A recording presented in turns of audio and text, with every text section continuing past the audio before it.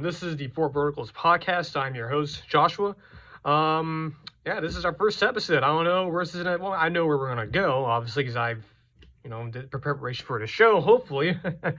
But no, this is the first episode of the Four Verticals podcast. This is a show that's mostly going to focus on college football, hence the title, Four Verticals. Doing some Marvel, some Star Wars news as well, pepper it in there, but mostly college football.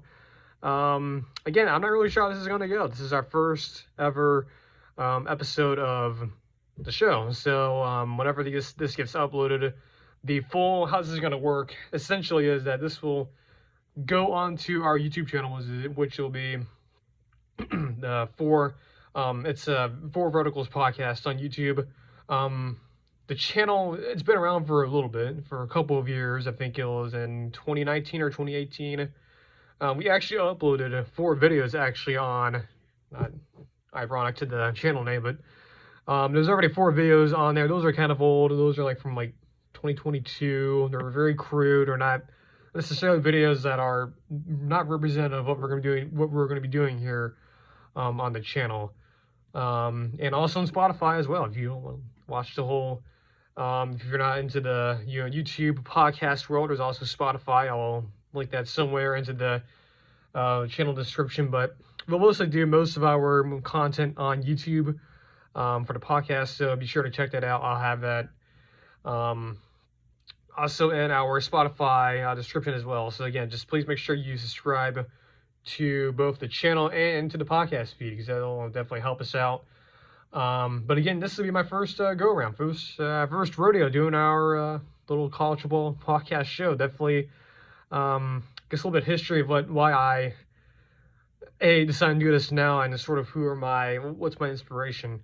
The reason why I'm doing this podcast, really starting it now, is because, well, it's the summer, and for us in college football, as you know, there's really no such thing as an actual off season. But the summer, spring, it's kind of the good time if you were to start a new podcast, and it's certainly a much more quieter period than would it be to just start a podcast in the middle of the season, because it's too busy. So that's why we're doing it now.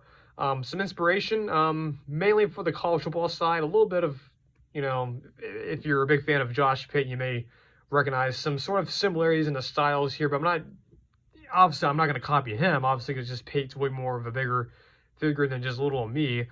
But definitely he was a big inspiration into me getting into sort of college football podcast realm a little bit. But obviously we're not doing just college football. We're going to be doing a lot of Marvel stuff, some Star Wars stuff, but mostly just college football. That stuff will be peppered in every so often. But mainly just, college football, Star Wars, Marvel stuff, maybe some Tampa Bay Buccaneers. I'm also a fan of the Buccaneers. I live in Florida. So we'll pepper in some NFL, Tampa Bay stuff once the season gets a little bit closer. But this will mostly be a college football show, tried and true. There's no NBA Finals, no NHL, no MLB, no full-on NFL, but there will be some Buccaneers topics. But yeah, for the inspiration from the college football side, definitely Josh Pate, other podcasters that include him, some of the guys at 247, Cover 3, Chip Hatterson, Bud Elliott, those guys, another big inspiration, at least on the college football side. But from the Marvel side, really, I'd have to point to probably Josh over at Den of Nerds. It's kind of funny, I have a lot of Joshes here. I'm Josh, there's Josh Pate, and then Josh over at Den of Nerds. He's a big inspiration, I guess, from talking about both Marvel and Star Wars. So that some of my information will probably come from him and some other sources for information, like the leakers on Twitter and whatnot. Now as we go along with this journey, you'll definitely hear more about them.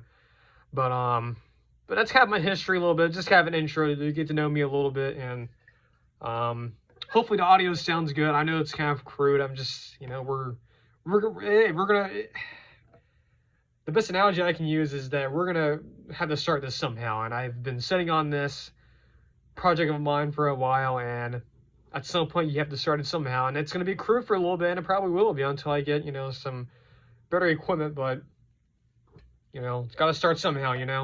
as I take a swig of water real quick. Your podcast feed didn't go out. That's just me drinking some water to wet the whistle a little bit.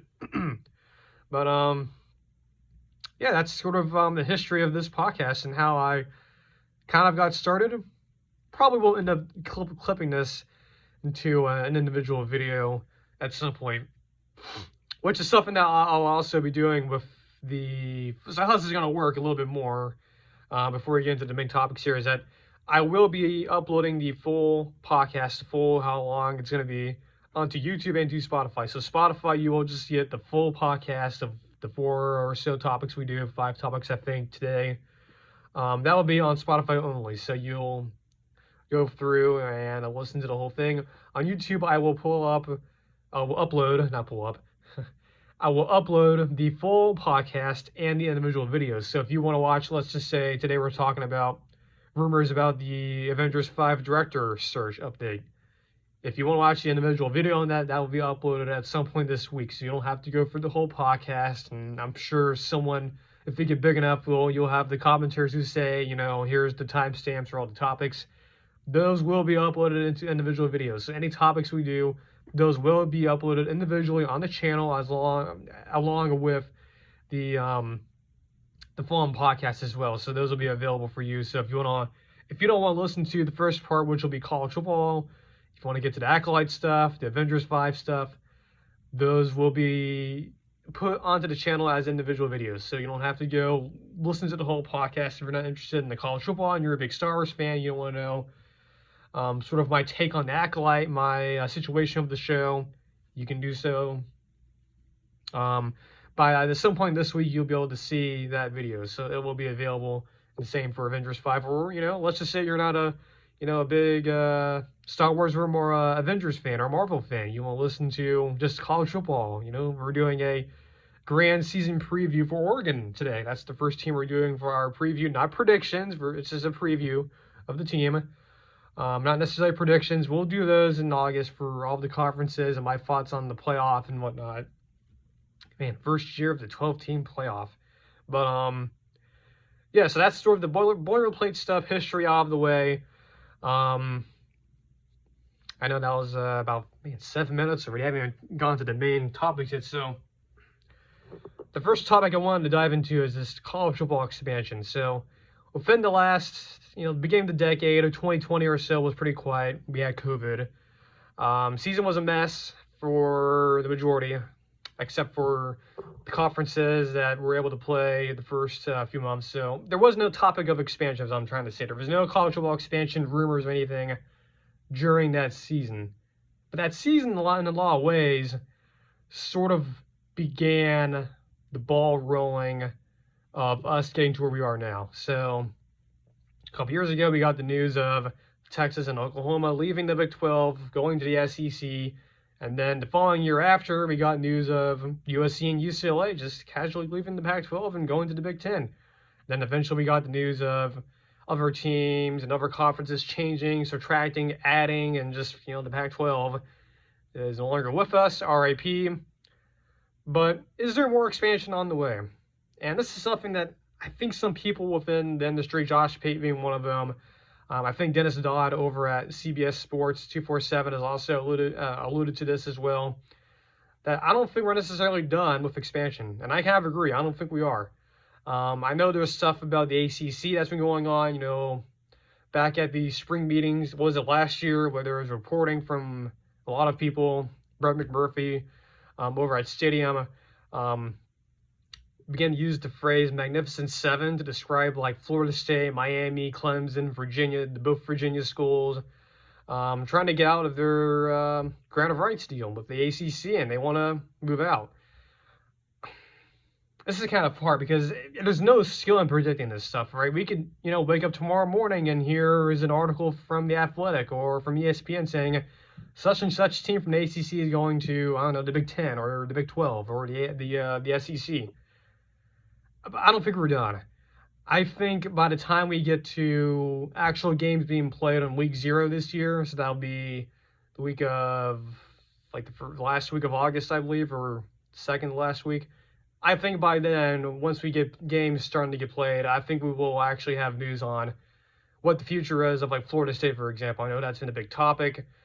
Won't they leave? My personal belief is they will probably leave. I think you will see Florida State at some point, them and Clemson probably leaving to go elsewhere. I don't know where they're going to go. I mean, they can go anywhere. There's going to be places where it's not so much the destination of them where they're going to go, because they'll go somewhere. I'm pretty confident a major Power 4 conference that's not named the ACC, so, Big 12, SEC, Big 10, they will be in the market. Now, because of the reasons why Florida State and Clemson would want to leave the ACC to go to different conferences, because, well, they don't think their current TV deal with ESPN, being the ACC's current deal with ESPN, they feel like they're not being valued the same way as similar type programs in, let's just say, the Big 12, or Big 12 not so much, but maybe the SEC or the Big 10, and Alabama is making more money than they are, but Florida State's making the same amount of money as Wake Forest is, and Wake Forest is not a college football power, no less. They're not, they don't have national championships or, that many ACC championship appearances, I think, within, the history of Wake Forest football, especially in, since the 2000s. They've only had, 2 appearances? I know they were in it a couple years ago, but they were in it, I think, in 07 or 06, I believe, Wake Forest was, but I think that was like the Jim Grobe era. Have a swig of water here. But, I think what I'm trying to get to is, I think there will be some news on the expansion front here very soon. I don't think we're done with it. I think we're definitely going to see a lot more movement from teams that are in the ACC currently. We'll just get it formally announced, hey, we're going to be exiting the conference here within the next 2 years. I think that's inevitable. That's just a feel I'm getting from a lot of these big reporters, and just kind of the feel in general. Like, I don't think the ACC, how do I say this? Much like the Pac-12 in a way, I don't think the ACC is long for this world. I don't think they are. I think there is an avenue, unfortunately, to where, similar to the Pac-12 and how it just landed in the Pacific Ocean, it just, just ended up in the ocean. It's gone. It's in the abyss. I don't know where. It could be halfway to China by now. I kind of feel like the ACC is probably going to end up seeing a similar fate, which is not, I don't take much joy in saying that. I think it's kind of sad that this conference that has done so much, look at the history, the teams they have, Florida State for the longest time dominating the conference, Bobby Brown, Florida State in the 90s. Obviously, they inherited Miami from the Big East, and Clemson recently, since like 2012, has done really well, winning 2 national championships. I don't think it's finished. I think we are going to see more conference expansion, definitely by the time we get to August. I think there'll probably be some news on that. I don't know for sure. I know some other folks, like, I keep mentioning Josh Pate. I kind of agree with him. I think we'll see some news on this here pretty soon. I don't know exactly when, like an actual date, but I think some news is coming. I think it is coming, especially with this new world of the college football playoff, 12-team playoff, which was a catalyst, unfortunately, for some of the, expansion we got, or not just, it was the reason why we had the SEC and the Big 10, and to some extent, the Big 12 absorb a lot of what was left of the Pac-12 and some of the G5 teams. But yeah, college football expansion not finished for the most part. It's still going to happen. It's quiet right now. It's sort of like when a hurricane's approaching, right? I live in Florida. I've been through some hurricanes. I've been living in Florida for, almost 10 years now. It's calm enough before the storm approaches, like a tropical storm or a hurricane. But when the storm comes, it's pretty quick, right? Like, it's coming. There's some dread. It's coming. It's like, a bulldozer moving at you at 2 miles per hour. You see it coming. It's pretty obvious. But it's very calm. Like last year when Idalia came up, hit the Florida Panhandle. It was very calm, very quiet, very hot too. That's kind of like my feeling with this college football expansion news. Like, it feels a little too quiet because you haven't heard a lot of conversation about it. Yeah, you've heard some chatter from Florida State and Clemson, and the ACC spring meetings were at Amelia Island in Jacksonville back in May. And there was not much talk about it, but there was some chatter. but you don't get the big news. You don't get the big, Brett McMurphy tweeting something on Twitter saying, hey guys, there's some news coming, and here's a link to this article or whatever, or he does. Or not just him, Dennis Dodd over at 247 tweets out something, or, some of these other big national writers start indicating that some news is coming. Been kind of quiet, hasn't it? Really has been. I don't know if I'm supposed to feel confident or feel uneasy about it. And frankly, I feel more uneasy about it because there's probably a lot of stuff going on behind the scenes, and I bet there is. But yeah, by the time we get to week 1 or week 0, I think we'll have some news on college ball expansion. Don't like talking about it. It's kind of uneasy, as you guys will learn more about me as we go through this journey on this podcast. I don't like talking about it. It's not fun. I didn't like seeing the Pac-12 just go away. Like, I just snapped. I don't know if you can hear that on the microphone, but just go away like Thanos snapping half of humanity and Avengers Infinity War. Just sad that the whole conference is gone now, and now all those teams are either in the Big 12 or in the Big 10, and it's kind of weird because Arizona and Arizona State and Colorado, well, Colorado wasn't Big 12 before, but I don't know, it's just kind of weird. But yeah, more expansion is definitely on the way. So, as you guys will also learn, as I talked about in the intro, we do something that's sort of like a grand season preview, and we're going to start that today on the first podcast, on this first edition of the podcast. And it's not necessarily predictions, right? I'm not going to go through and say, Oregon's going to win. Well, I will do like a best case, worst case, and what's most reasonable. I'm not going to go through the entire schedule of Oregon and say, oh yeah, they're going to lose to, I don't know, UCLA or Oregon State, or heck, they play Boise State, I think, early in the year. I'm not going to do that. I'm just going to go through my thoughts on the team. I'll give you my best case, worst case, and most reasonable. And those are kind of give my thoughts on Dan Lanning. That's kind of a program no one talks about. There's other shows that will frankly just go over, the low-hanging fruit teams like Alabama, Colorado now with Deion Sanders. And I no hate Deion Sanders, but there are other teams out there like Iowa State, like Indiana, like Maryland. As a college football sicko, I care about those teams. I care about them. So I know you guys do too, even though it isn't necessarily going to bring in, the most traffic, but it's kind of important to talk about those teams, like a Maryland, like a Purdue, like an Illinois, like a Mississippi State. But we're not talking about those teams. We're talking about Oregon. So Oregon, Dan Lanning, first year in the Big 12. Lanning's been there for about 3 years. 22-5 record as a head coach. Very, very good. Elite recruiter. Done that since he was at Georgia under Kirby Smart. What does this team look like? Well, I think there's a lot of question about the quarterback situation in the offense. Will Stein, second year, and he had Bo Nix last year, Heisman Trophy candidate, great college quarterback, I know. There's a lot of knock from certain people who don't think Bo Nix is going to do well in the NFL. That's a totally different situation. I don't care about that right now. He was a good college quarterback. And that's a big shoe to fill for the incoming transfer, who is Dylan Gabriel, via Oklahoma. And before that, he was at UCF under Josh Heupel. And I think Gus Malzahn, too. I think he may have been there as Malzahn's first year there. But he's the big name in the portal. He's going to be your starter. What does that look like? Well, I think for Gabriel, he's a dual threat guy, right? Dual threat guy.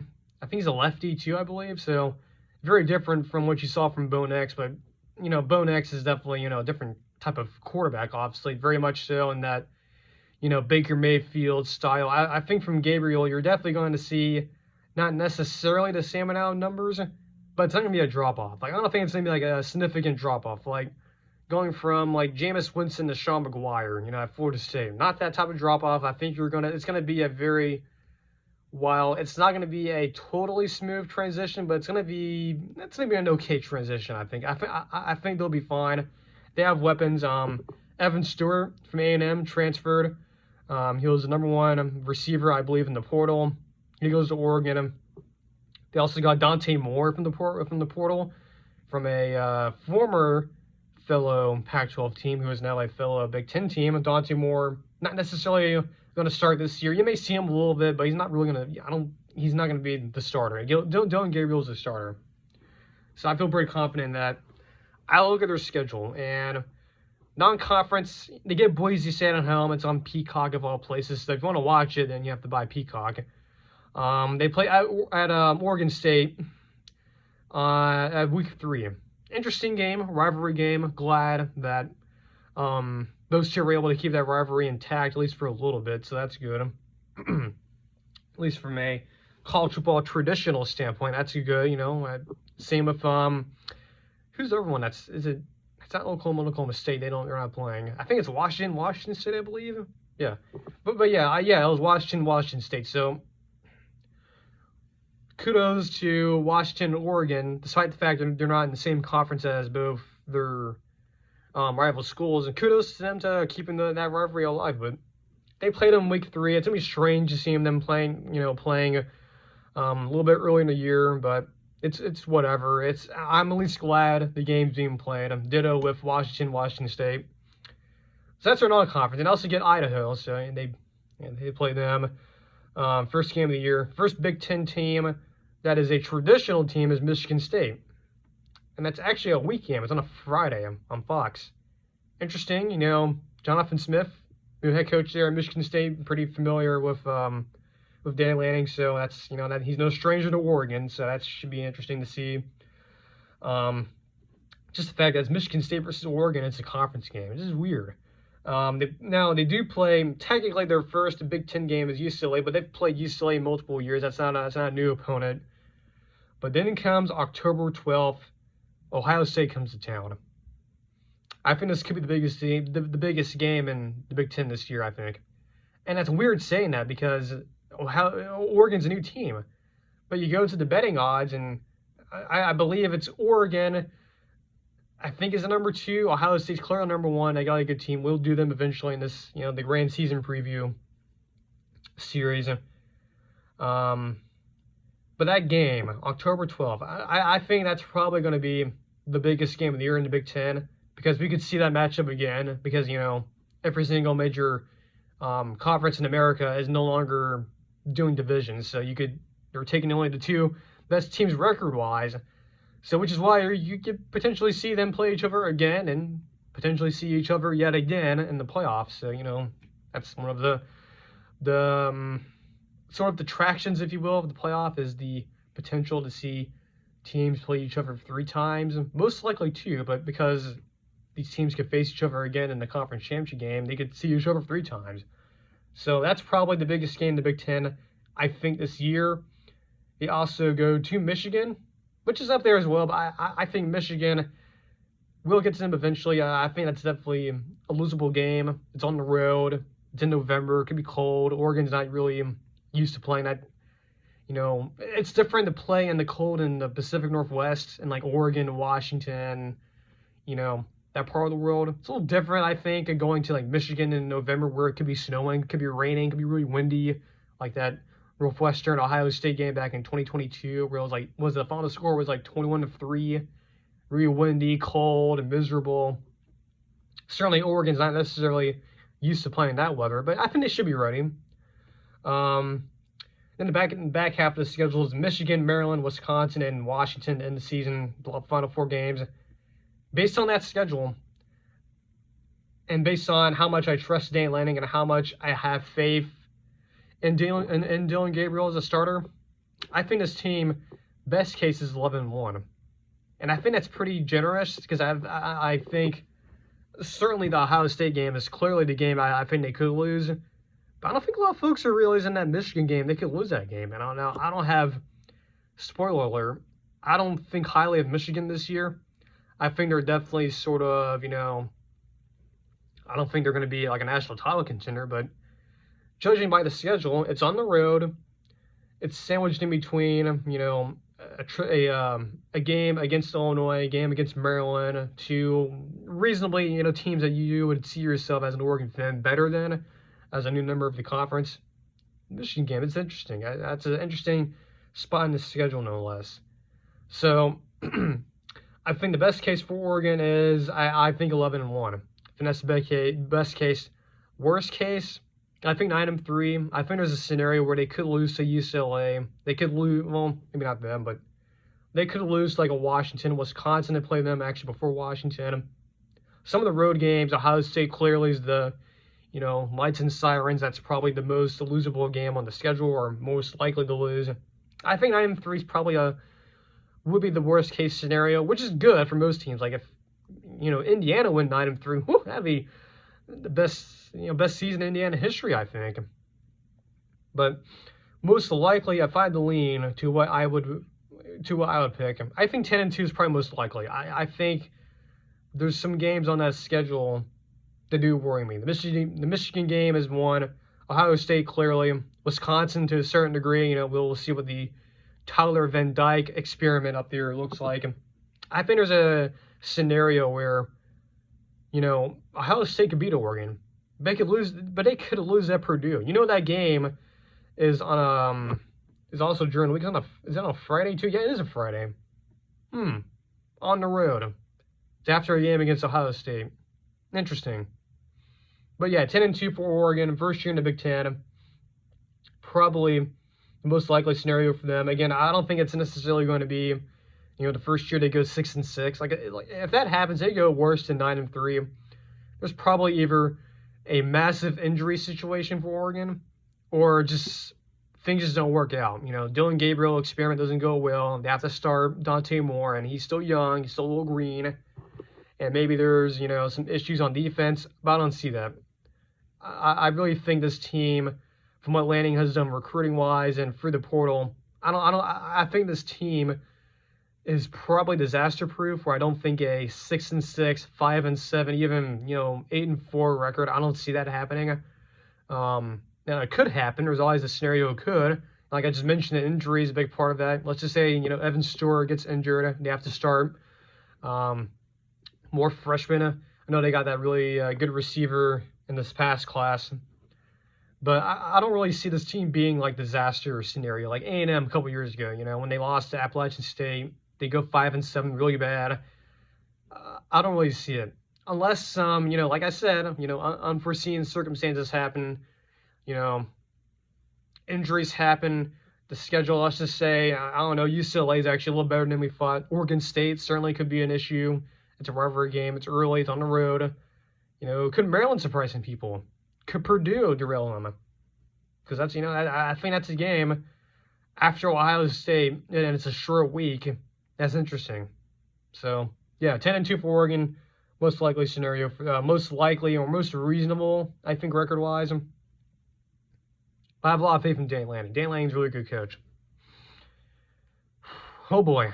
So, The Acolyte came out last week. That's the newest Star Wars show on Disney+. First 2 episodes came out. A lot of influencers and other media types got to see the first 4 episodes ahead of time. So they're, I think, like a few weeks ahead, I believe. So they've seen the first 4 episodes. So we've only seen the first 2, or at least others haven't. I will explain my situation with the show here in just a second. But there's been a lot of controversies surrounding the show. Ever since the show was announced, it's been a hot topic. And as you guys will learn, and I'll just say this up front, I don't really care about the whole political side of this. I don't care about that. I don't give 2 cents about the culture war. I don't care. But I do know a lot of people do care about that stuff. I don't personally. But I'm not going to sit here and ignore that there's no controversy. There certainly is, and it's out there. If you want to look at it, if you want to go search for it, you can. It's all over YouTube. I don't usually dive into that type of stuff, but I'm not going to sit here and say it's not there. There's a lot of controversy behind the scenes, nothing to do with the actual show itself at this point. There's a lot of things that have been set up from the showrunner Leslie Headland, who I've never met her before. I have no problems with her personally. I mean, I never met her before. We've never spoken before, so I don't have anything personal against her. I know there's some things that she said in the past, maybe some past affiliations that have made people question her getting the role as the showrunner, which is interesting. I mean, like I said, I don't really care about that. I just want to know if the show is good or not, and which is sort of my position on the show. Now, I have yet to see the first 2 episodes because based on the leaks and some of the rumors, it's kind of made me uneasy a little bit. Now, again, that's from a non-political, non-culture war perspective. That's just me looking at it from, okay, is this something as a Star Wars fan I can appreciate? Because, take a swig of water here for just a second. I'm talking for 30 minutes.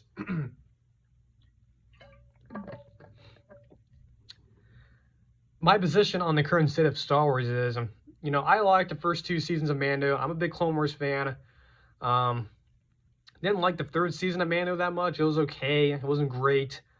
Didn't necessarily enjoy Kenobi either. It's a very flawed show. Ditto with Andor to an extent.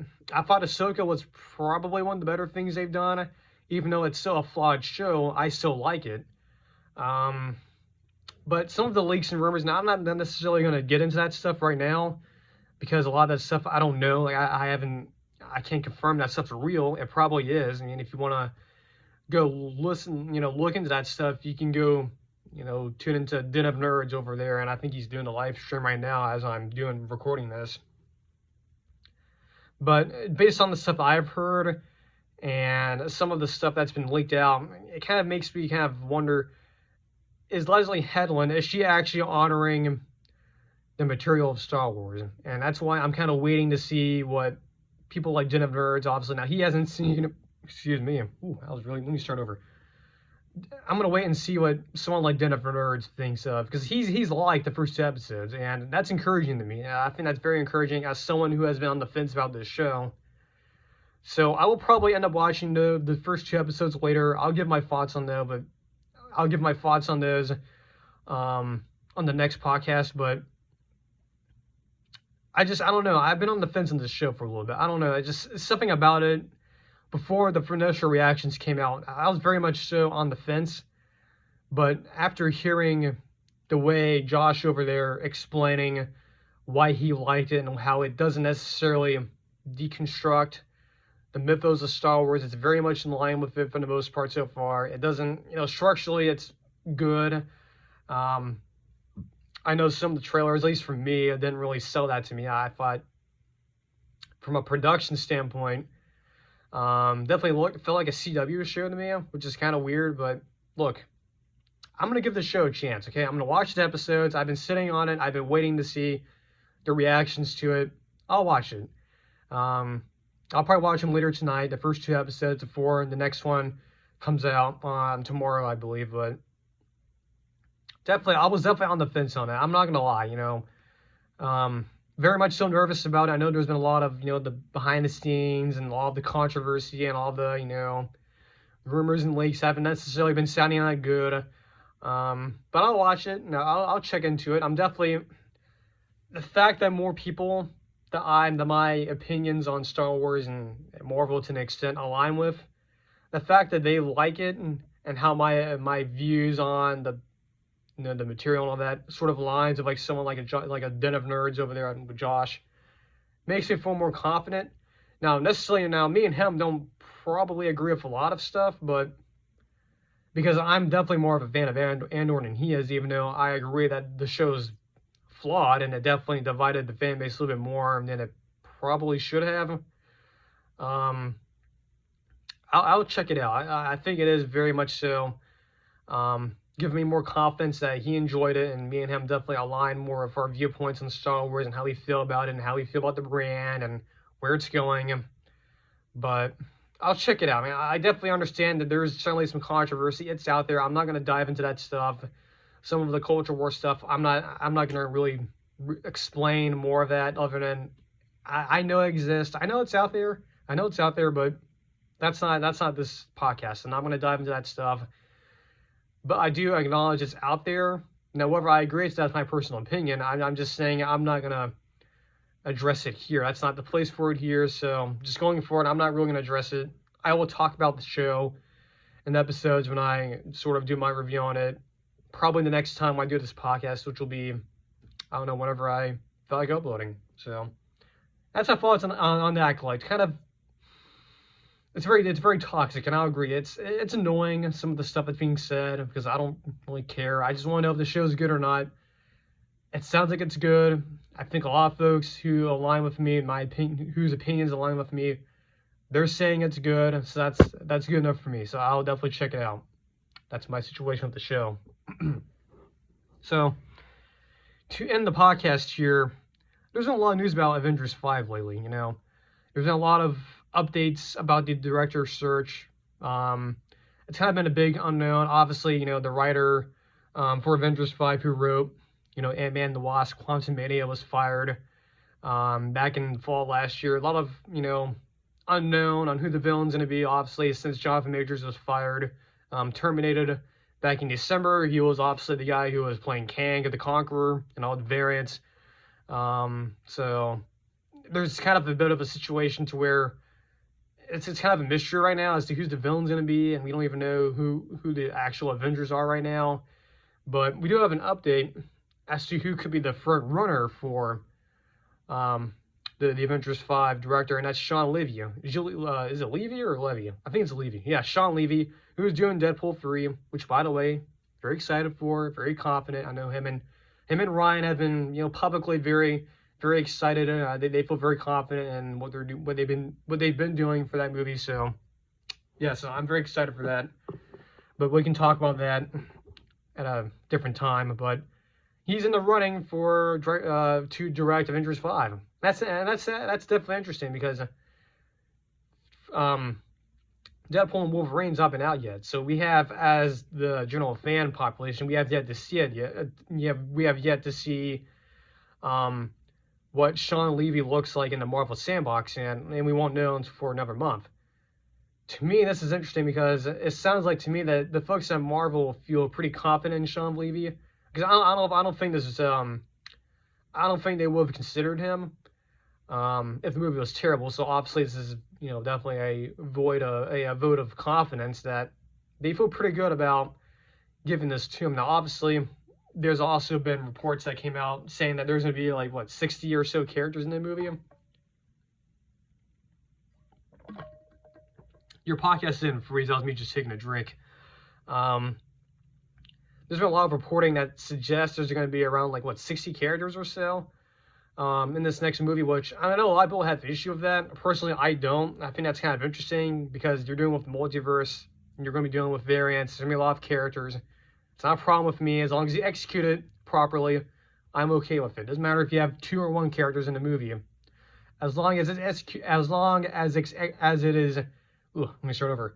As long as it is executed properly, easy enough for me to say, oh man, that was really bad. Ooh. I just care about it being properly done. I just care about it being done properly. If it's executed well, I have no problems with 60 characters. Now there's also another side of me with this news.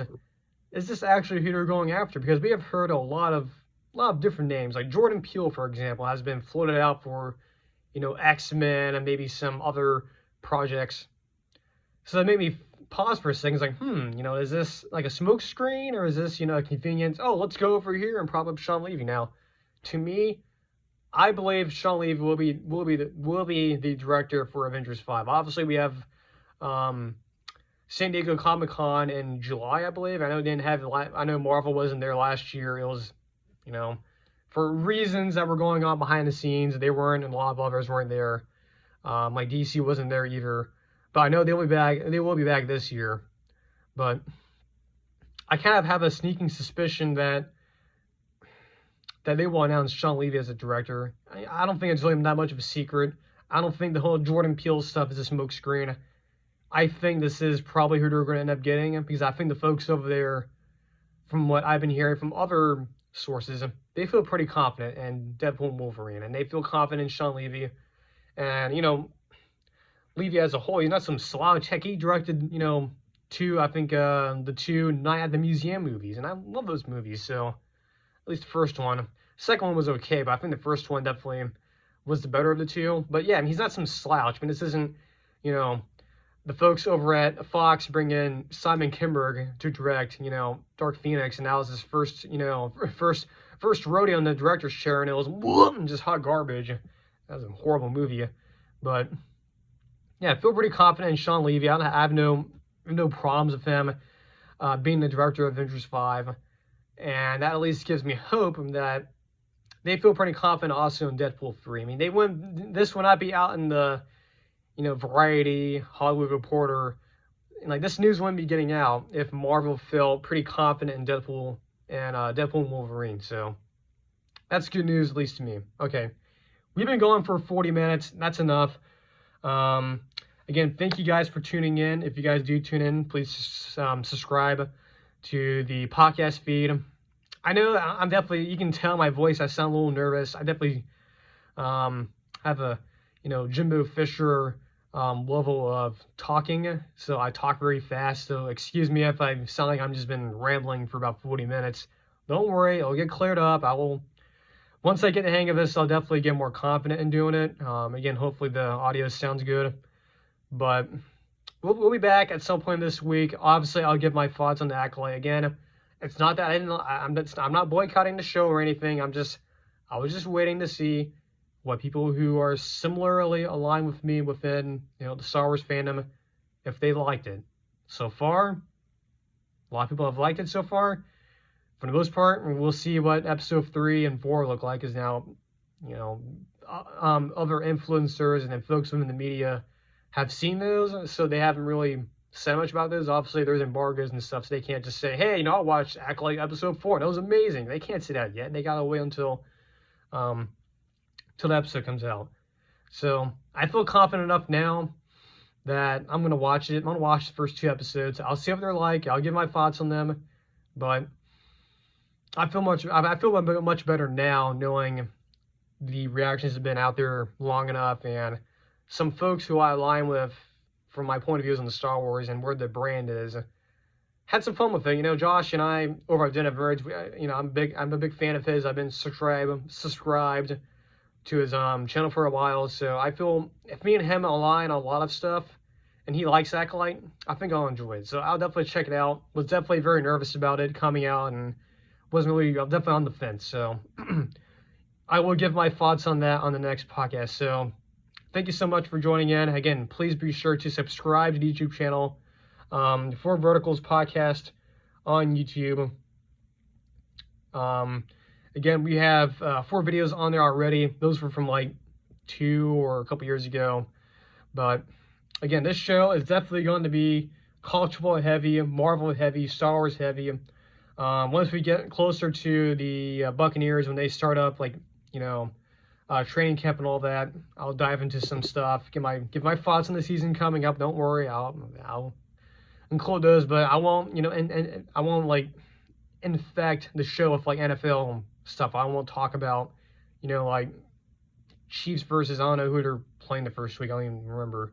I'm not. It's only gonna be Buccaneers only. I'm not gonna focus on other teams or anything like that. So, just Buccaneers only. Mostly college football is the only other sport you'll see on here. But again, thank you for tuning in. If you are, hopefully you're having a good day. But please do subscribe to the channel, like the videos, subscribe to the podcast feed on Spotify. I'll make sure I will link that to the video once this gets uploaded, and I'll obviously include in the individual clips for the other topics that I'll talk about. So until next time, I'm Josh.